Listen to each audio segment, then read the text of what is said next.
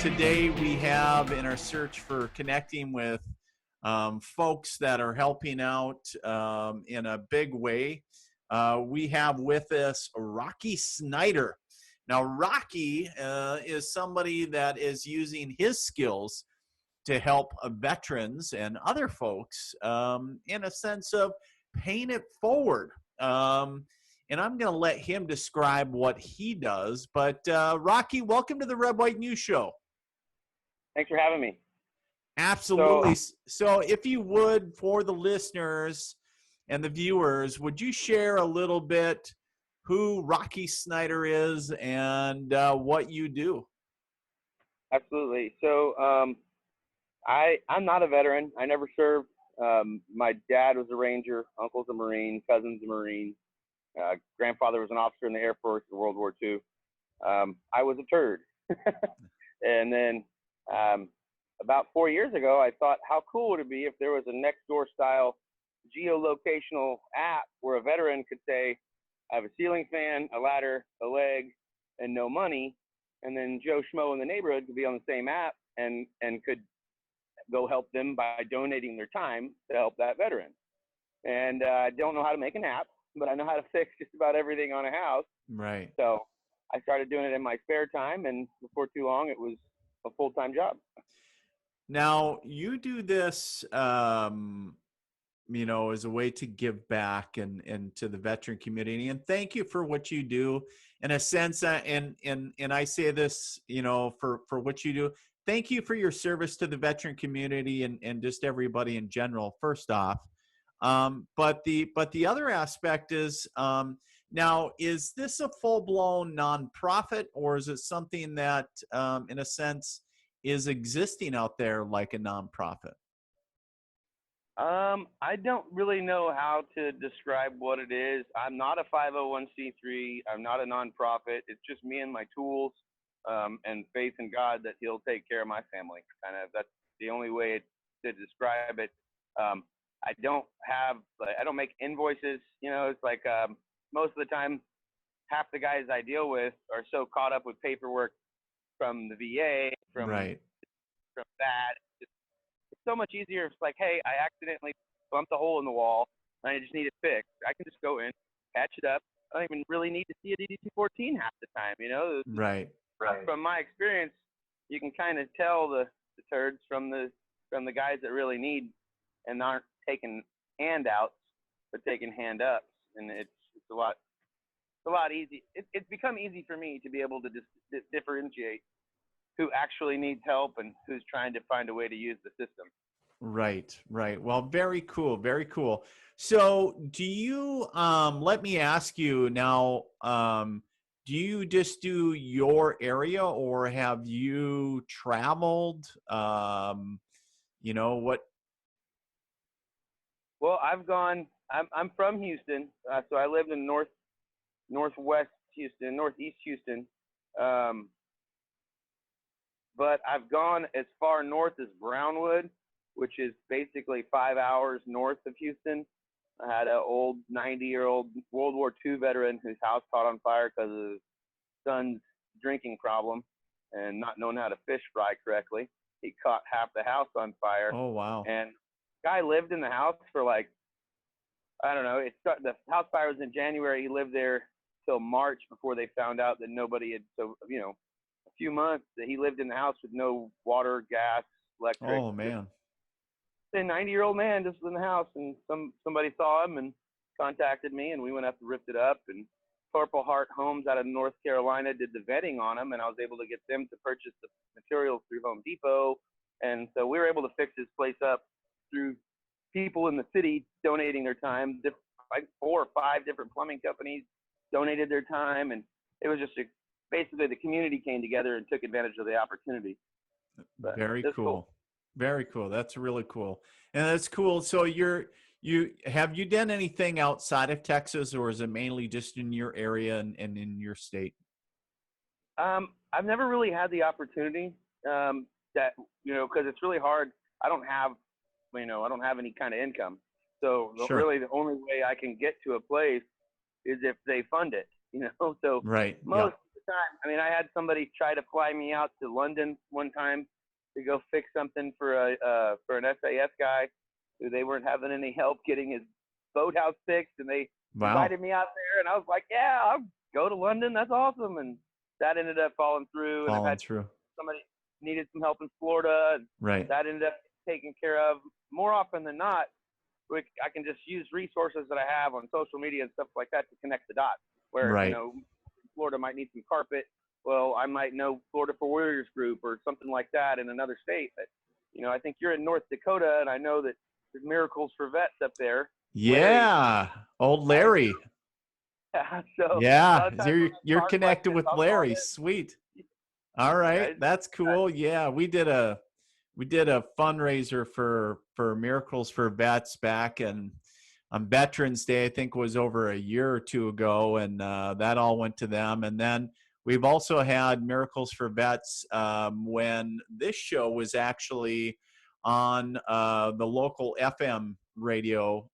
We had Larry in a few times, and so yeah, a great group of guys up in Grand Forks doing some great things. And that's a cool thing is, yeah, it just really hats off to everybody, like yourself, Rocky, and Larry and everybody. But you might not really have a lot of outside sources or resources, but in a sense, you guys rely on a network of other people that are other do-gooders, I'll say, that you guys rely on each other to get things done. So whether you can travel there personally or not, you reach out through that network and say, hey, I have somebody that needs help. You're in the area. Are you able to help out? Or in a sense, you talked about when you went to the that World War II veterans home, that you were able to work with that other organization to purchase the materials. So it's relying on each other to get things done, right? In a sense, what's cool is it's like the brotherhood in military, right? The military brotherhood, in a sense, becomes kind of a family. Yeah. Yeah, and it's really cool for me because growing up, when my dad was 30 years old when he enlisted. Before he was in the Rangers, he was a Harris County Sheriff's Officer, then SWAT team, and then undercover for a while. And so he joined the military at 30 years old. I was 5. Wow. Okay. And so while he was in the Rangers, on the summer times when I'd go visit him, I'd have to be in BDUs and show up for formation. And when they'd go do their missions, I'd sit in the armory and clean trigger assemblies and play with my cars. That was just Sure. part of my childhood. So I wanted to be a soldier. And 2005, I swore in. I was going to the Army, had a big sign-on bonus at 57 on my ASVAB. I was going, and my girlfriend told me she was pregnant. So I had a friend come up to MEPS and smoke a joint with me so that I knew that I would fail, and I ended up not going, and a week later she got an abortion. So it was the only thing I ever really regret was putting my hand on the Bible and swearing in and then just pooing on it. Right. That's kind of how that went down. And then, like I said, in June of 16, that's when I had the idea to do Time to Help Vets. And I was like, you know what? I can serve my country carrying a 21-degree nail gun. I'm totally cool with that. There you go. There you go. Looks like you have a nail gun on the hood of your truck back there. Right. I wanted to ask, does your vehicle have a name? Sherman. Love it. Yes. I love the truck. So it's 94 F350. It's the International Harvester, the 7.3 turbo diesel. Nice. 5-speed 2-wheel drive. Only got 260,000 miles on it. My last truck started falling apart, and I owed money on it because it was brand new and I got it, and I wasn't making $500 a month for a truck note, so I stopped paying for it. Ended up getting repossessed. And the Navy veteran that follows me on Facebook was like, "Hey, I got a truck. You need to come look at it." And he ended up selling it to me for $2,000. And it's a pretty amazing truck for $2,000. I don't think I've been able to find something wrong with it yet. Awesome.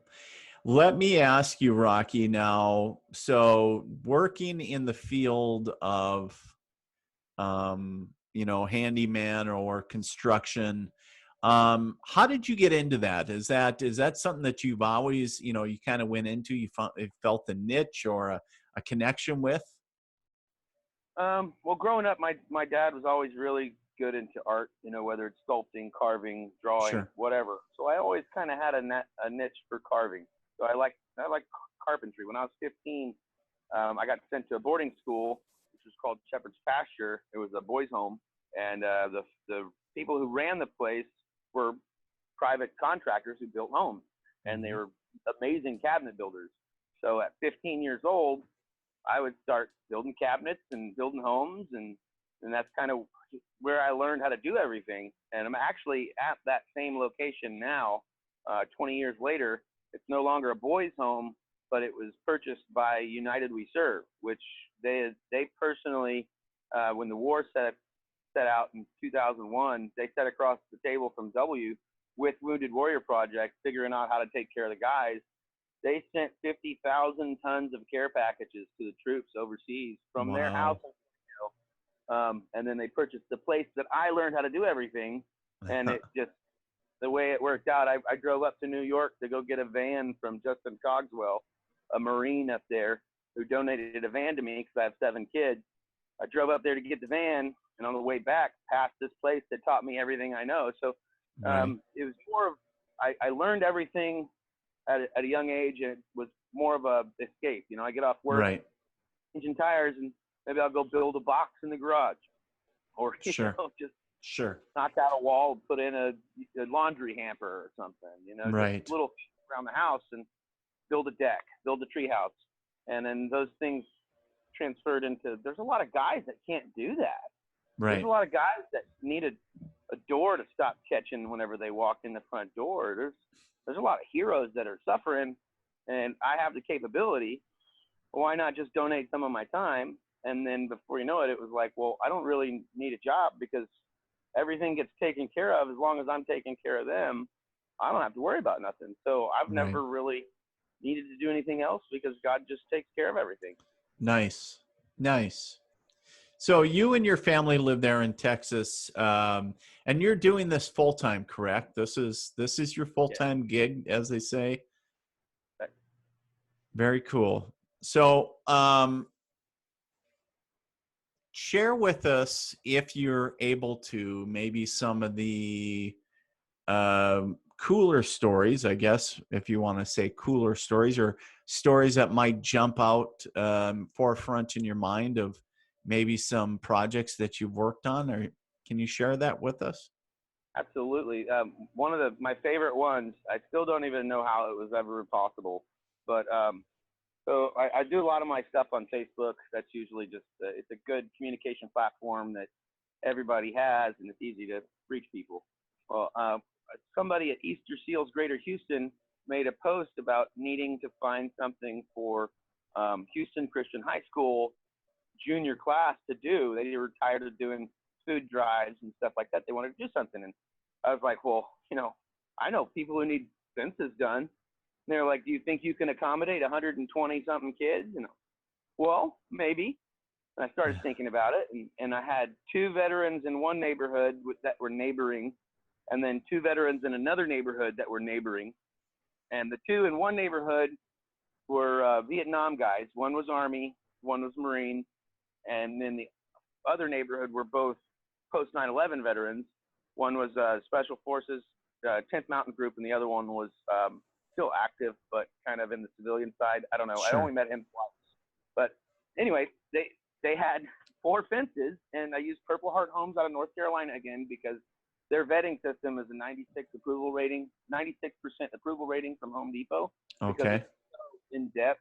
And they were able to donate $6,300 worth of cedar and treated lumber, and screws, and Wow. everything.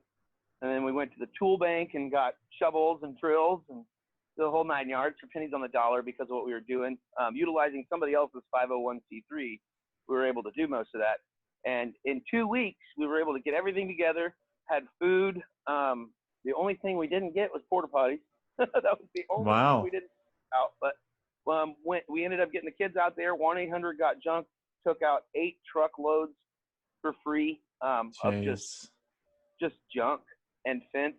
And then so I had them for 4 hours, and in those 4 hours, they knocked down all the old fences and put most of the frame up for the new fence. And then for the next week, I just went out there daily and put Sure. pickets up, finished it up. But I was able to take 120 high school students to 2 locations, 12 miles apart, and build Wow. 4 fences for 4 veterans in 4 hours. It was Holy awesome. cow. That's some work. It was That totally unbelievable. I mean, there was a video. Somebody made a video of it, and I have it linked somewhere. But it was absolutely awesome. that sounds When the like Marine stood up and he says, "This is the third coolest thing that's ever happened to me." A tear falls from his eye. He's like, "No, this is just absolutely amazing." One of the students stands up and says, "What were the other two?" And he says, "Well, the birth of my children and serving my country, of course." And it's just like, wow, pretty cool company to be in. That is pretty cool. That is really cool. So, yeah, it's that sounds like a lot of I was going to say a lot of organized chaos, right? And a lot of moving Absolutely. parts, but it's beautiful hearing that you're able to, again, cross connect cultures. You talked about the different cultures of veterans, regardless of age or theater that they served in or era, and when they all come together for everybody comes together for a common cause, just seems like everything falls together, falls in line, right? Absolutely. There's always rough spots. There's things that Yeah, happen, but at the end of the day, everybody has what they need, and they didn't get taken apart by the bank on the way there. And a lot of times I'll spend more time talking with the guys than I do actually working. You got a hmm guy that sits in his house every day in his skivvies, never has a visitor for 10 years, and then you come in and paint his whole house. I mean, he'll tell you some stuff that you probably didn't really want to hear, but he definitely needed to get off of his chest. So right, right. yeah, I've met some pretty amazing people. Right. Well, and obviously those things that a lot of people take for granted can be very life changing to some, right? And regardless of what economic or emotional or physical situation that somebody might be in, whether it's a physical handicapped or maybe a mental challenge or emotional, or maybe they just can't afford to get it done, whatever the case is. You talked about the 90-year-old World War II veteran that had the fire in his home and had been living since like January, I think you said, until March. I mean, that's something just absolutely mind blowing. But of course, we understand that there's people like that all over the country. That Absolutely, and is that's right, that's the hardest thing for me is not being able to be there for everybody. When I right, first started, I wanted to do it to where I could inspire more people to use their skills in their own neighborhood. But right, it's just I forget that people don't have time. right, right. Yeah, great point. Great point. One of the things too, Rocky, is that I was going to share is that with the with everybody with the not having the time, as far as we all have resources, and I think that if we all, every one of us, regardless how busy they are, if they really searched, it's all about prioritization, right? And if they prioritize the time, they can find it. Somebody, It's somebody told me one time, and it always made me feel like a jerk at the end of it. But if it's important to you, you'll find a way. If it's not, you'll find an excuse. That's right. That's true. Way around it. I mean, it's That's black and it's white. Yeah, it that is the absolute truth, because if you don't, at some level in your psyche, if you don't want to do it, guess what? Either you're not going to do it or you'll find an excuse. You're absolutely right. You'll find a way not to do it, right? We all think about those, like probably when you were a kid, right? So it's like your mom tells you to clean your room and you'll do everything but that. You would rather do homework, you'd rather do chores, you'd rather do the dang dishes, whatever it is, except do what you were asked. And so, when it's something we're trying to avoid, it could even be emotional. So I think that has a deeper connotation as well. But I think that's a great point, that you bring up. Is That's a beautiful quote, that either we'll find a way or we'll find an excuse. And a lot of people don't want to own that, because then it's on them. And it's like, it's always been Accountability on us. is subject sometimes. What's that? Accountability is sometimes a sensitive subject. Yeah, it is, right? And we don't like hearing it sometimes. We don't want to hear it. And we're like, somebody else's. No, it's yours. It's like, so Anybody under the red, white, and blue flag, we all share the same responsibility. I'm we a do. believer. Together we are stronger. So. There you go. There you go. We talked about that network, right? The network of, you reaching out and where you're connected. Even in today's technology, or today's society, I should share, technology connects us. Like, I'm able to be sitting here and up in the Northland, and connecting with you live today, as we stream this and record it. But, I just think about you connecting with, like, Miracles for Vets up on the border, close to the border, and all across the other country. And you talked about even over in England. And, this is a global environment. So if anybody's not thinking outside of our physical borders, I mean, we're thinking in too small terms, right? Because we're able to connect everywhere. One of the best Marines I've ever worked for, I worked for at Discount Tire. It was Bruce Hawley, the owner of Discount Tire. He always said he never dreamed big enough. To be like the 500th richest person in America from 6 tires and no plan, to being the largest tire distributor in the world. Right. He didn't dream big enough. There's so many lives that he impacted with just the idea that he can sell some tires and live the American dream.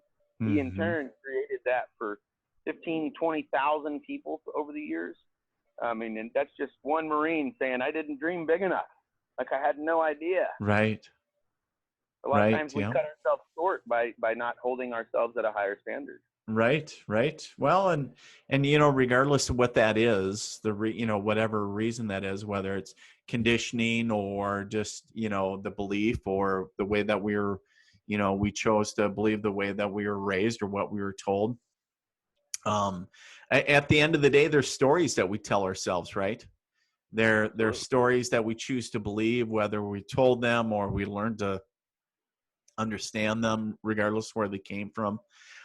So, which is very interesting. And, but I just find it interesting when you're not only your organization, but what you do came across, in a sense, my timeline, on social media. It's interesting because serendipitously, it's interesting. It's usually like I'm showing something, either a friend of a friend of a friend, or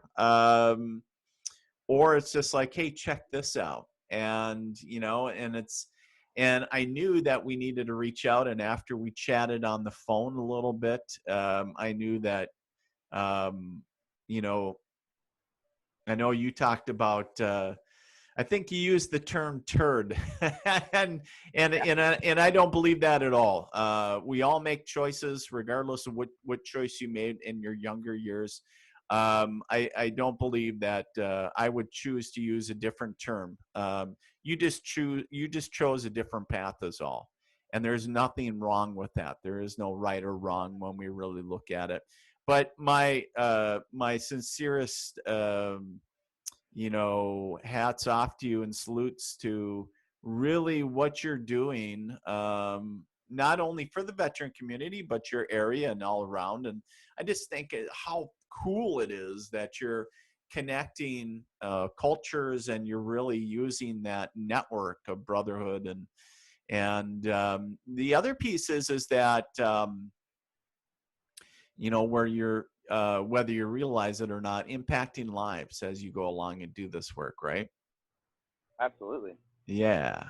So I just think it's just so neat. And so it's not always, I know the show, as I shared with you, Rocky, I know the show, we focus on, the military veterans, police, fire, first responders, but and their families. But one of the things that I didn't share, it's of course I want to share a spotlight on everybody that is doing tremendous things for those people and or organizations that are, being the rock stars and the unsung heroes, people out there doing like you are, exactly what you're doing each and every day. You're waking up, you're doing the grind, saying, well, time to make the donuts.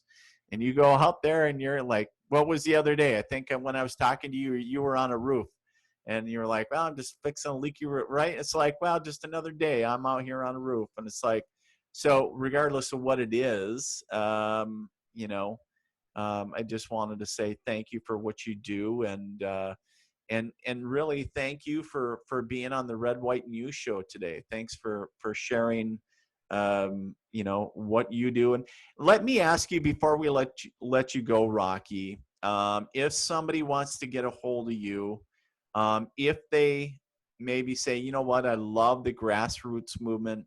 I love what Rocky's about, or I love what he's doing. Maybe I live in the Texas area. Maybe they have a national organization that would like to partner with you. Maybe they even want to do an overseas sponsored event. How would they get a hold of you? My phone number is on the truck. It's 832-388-9368. I love also that. have www.timetohelpvet.com is my website. Sweet. So it's timetohelpvets.com, correct? And That's so it. go to Rocky's website. And then also, if you go out on Facebook, they can find you at Time to Help Vets. And then they can also email you too, right? Rocky at timetohelpvets.com. So reach out to him and see what maybe your organization, your business can sponsor that next veterans mission to next build or repair or whatever's got going on. Chat with them. So, but thank you so much, Rocky. I appreciate, once again, thank you for your service and doing what you do in your capacity. And I would be remiss if I didn't say, keep on doing what you're doing. You're affecting lives and you're making a difference out there in the world. And we need more people like you, man. I appreciate the support, and I'll tell you that there's no such thing as coincidence. It's God's way of maintaining the anonymity of a miracle. Beautiful. Beautifully said. Well, thank you, sir. You enjoy the rest of your weekend, and we'll talk to you soon. Dude, you have a great day. Bye-bye.